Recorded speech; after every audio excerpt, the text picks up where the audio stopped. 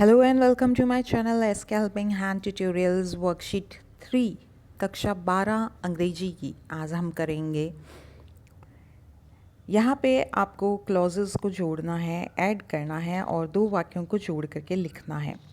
तो चलिए पहला वाक्य देखते हैं। A young receptionist received us in the office, she was very courteous.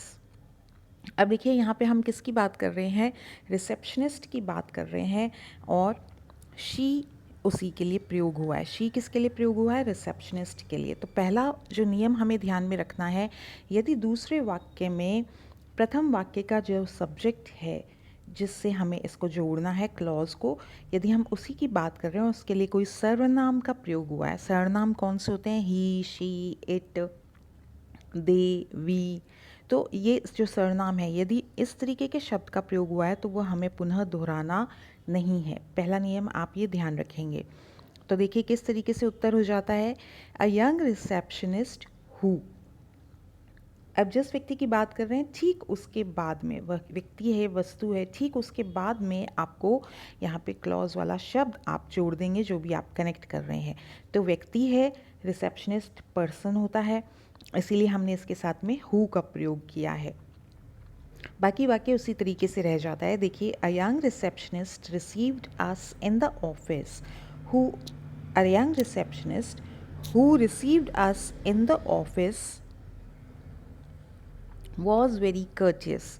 अब इसको हमने इस तरीके से जोड़ा है क्योंकि वो पहले चला गया, तो हमें इस तरीके से करते समय कॉमा यहाँ पर प्रयोग करना होगा, ये बात ध्यान में रखिएगा, ठीक है। अदरवाइज़ ये वाक्य आपका सेट नहीं होता है, सही से नहीं बैठता है। अगला वाक्य देखेंगे, he lives in a small town, it is pollution free. अब देखिए यहाँ पे और ऊपर के वाक्य में अंतर आपको पता चल जाएगा। वह एक छोटे शहर में, कस्बे में रहता है और यह कस्बा जो है, इट यहाँ पे कस्बे के लिए प्रयोग हुआ। इट इज़ पॉल्यूशन फ्री, वह प्रदूषण रहित है। वह उस कस्बे में रहता है जो प्रदूषण रहित है। हमें हिंदी में यह बना दिया। He lives in a small town which, अब हम इट का प्रयोग नहीं करेंगे वापस, which is pollution free. He lives in a small town which is pollution free. अगला वाक्य देखते हैं, my elder cousin wrote the script of his drama. My elder cousin की बात कर रहे हैं हम, उन्होंने क्या किया, स्क्रिप्ट लिखा है, यानी एक नाटक की कहानी उन्होंने लिखी। She is very talented. अब देखिए यहाँ पे जब दो उसके परिचय आ गए, ठीक है, उसने क्या किया, एक तो स्क्रिप्ट लिखी और हम बोल रहे हैं कि वो बहुत टैलेंटेड है, तो हम उसके दो परिचय दे रहे हैं, तब हमें कॉमा का प्रयोग करना होगा। इस नियम को आप ध्यान में रखिएगा क्योंकि हम दोनों को एक साथ नहीं जोड़ सकते। माई एल्डर कज़न, जिसने ड्रामा की कहानी लिखी, बहुत टैलेंटेड है। तो आप देखिए इसको अंग्रेजी में कैसे जोड़ेंगे, माई elder cousin who wrote the script of this drama, देखिए कॉमा लगा दिया, इज़ वेरी टैलेंटेड। क्यों, क्योंकि यहाँ पे हम उस सेम व्यक्ति की दो बातें बता रहे हैं, इसलिए। अगला देखिए, you bought a house last year, तुमने एक घर खरीदा पिछले साल। It is very beautiful and spacious, और वह घर बहुत ही स्पेशियस है और ब्यूटिफुल है।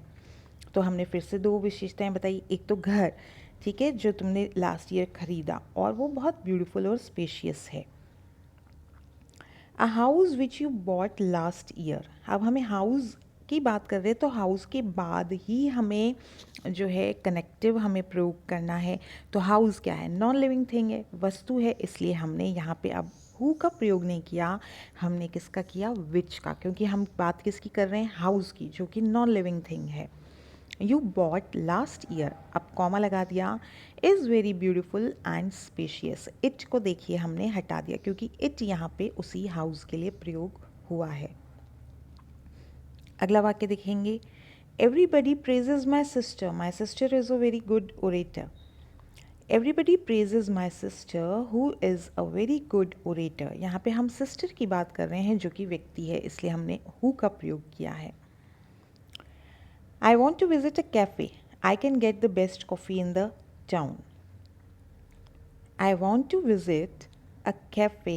Where I can get the best coffee in the town. अब हम इसको जगह वाले से जोड़ रहे हैं क्योंकि हम क्या बात कर रहे हैं, कैफ़े की बात कर रहे हैं जो कि एक स्थान है, ठीक है। और उस स्थान पर मैं इस कैफ़े में आना चाहता हूँ जहाँ मुझे कस्बे की बेस्ट कॉफ़ी मिलती है, तो इसलिए हमने वेयर से इसको जोड़ दिया। जहाँ जहाँ आप हिंदी में ट्रांसलेट करके देखिए, जहाँ मुझे बेस्ट कॉफ़ी मिलती है, तो बेस्ट के लिए, जहाँ के लिए हमने यहाँ पे वेयर का प्रयोग किया है।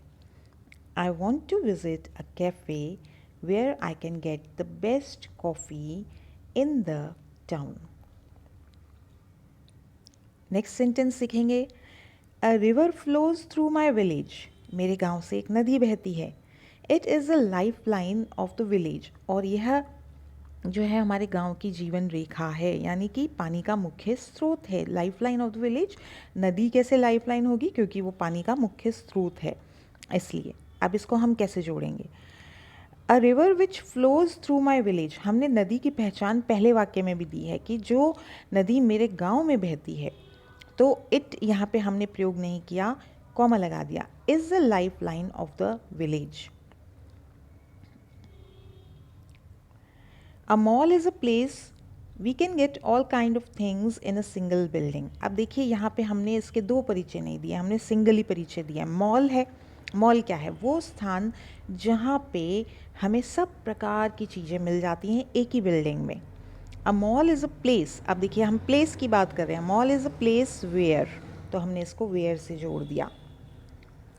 We can get all kinds of things in a single building.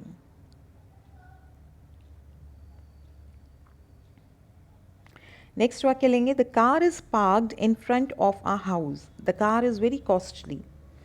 तो इसका उत्तर देखते हैं। The car which is parked, हम यहाँ पे किसकी बात कर रहे हैं, कार की। और कार क्या है, वस्तु, इसीलिए हमने यहाँ पे विच का प्रयोग किया है। The car which is parked in front of a house. अब देखिए, क्योंकि हमने इसको यहाँ से जोड़ दिया, तो हम पीछे कैसे जोड़ेंगे, हम क्या करेंगे, कॉमा लगा देंगे। द कार फिर से दोहराया गया, उस शब्द को हमें दोहराना नहीं है, ठीक है। और फिर हम आगे का वाक्य लिख देंगे, is very costly. The car which is parked in front of a house is very costly. अगला वाक्य देखेंगे। She lost the bag. उसका बैग खो गया। The bag contained fruits and vegetables. Bag में फल थे और वेजिटेबल्स थे। तो वो बैग जो उसने खो दिया, उसमें फ्रूट्स और वेजिटेबल्स थे, ठीक। तो इसको सिंपल है, ये सिंपली बैग क्या है आप बताइए। बैग नॉन लिविंग थिंग है, वस्तु है, इसलिए हमने इसके साथ क्या प्रयोग किया, विच का प्रयोग किया। अब द बैग फिर से रिपीट हुआ है, तो हम इसको वापस से नहीं लिखेंगे, ये बात ध्यान में रखिएगा। शी लॉस्ट द बैग, वाक्य जोड़ दीजिए विच कंटेन्ड फ्रूट्स एंड वेजिटेबल्स, उसे वह बैग खो दिया जिसमें फल और सब्जियां थी। तो उम्मीद है इस वीडियो की सहायता से आप अपनी एक्सरसाइज को बहुत ही सरलता से हल कर पाएंगे और सभी प्रश्नों के उत्तर समझ के साथ कर पाएंगे। चैनल पसंद आया तो do subscribe, do share, keep liking, comment करके ज़रूर मेंशन किया कीजिए वीडियो कैसा लगा आपको। Thank you.